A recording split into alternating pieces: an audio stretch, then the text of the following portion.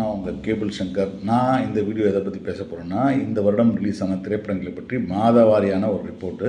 இந்த மே மாதம் தான் உண்மையாக சொல்லப்போனால் தமிழ் சினிமாவில் வந்து ஒரு மிகப்பெரிய பிளாக் பஸ்டர் இது. ஏன்னா இதுக்கு முன்னாடி வந்து ரிலீஸ் ஆன படங்கள் எதுவுமே வந்து பிளாக் பஸ்டரோ பெரிய வசூலோ எதுவுமே பண்ணால இருந்த காலகட்டத்தில் இந்த படம் வந்து முதல்ல வந்து அது பிரேக் பண்ணி கிட்டத்தட்ட 100 கோடி வசூலே பண்ணது. காரணம்னா அரண்மனை 4, அதுக்கப்புறம் வந்து குரங்கு படம் ரிலீஸ் ஆச்சு. குறிப்பிடத்தக்க படம் பார்த்திங்கன்னா, அப்புறம் வந்து ரொம்ப எதிர்பார்க்கப்பட்ட ரசவாதி வந்துச்சு.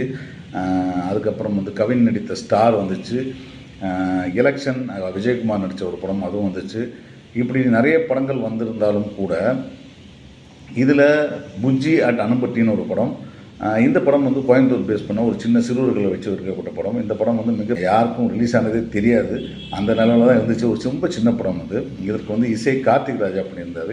இந்த படம் சமீபத்தில் ஓடிடியில் வந்து ரிலீஸ் ஆச்சு. ரிலீஸ் ஆகி நல்ல கவனம் பெற ஆரம்பிச்சிது. இந்த வருடம் ரொம்ப அழகான ஒரு படம், ஒரு நல்ல ஃபீல் குட் படம்னு சொல்லலாம்.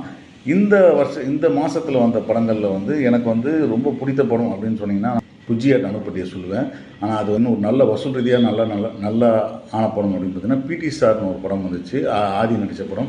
அது ஒரு டீசெண்டான வெற்றியை பெற்ற படம்னு சொல்லலாம். ஆனால் கலெக்ஷன் ரீதியாக வந்து ஒரு டீசெண்டான வெற்றியை பெற்றுச்சு. ஆனால் பரவலாக மக்களால் பேசப்படலன்றது ஒரு குறிப்பிட்டான விஷயம் அது.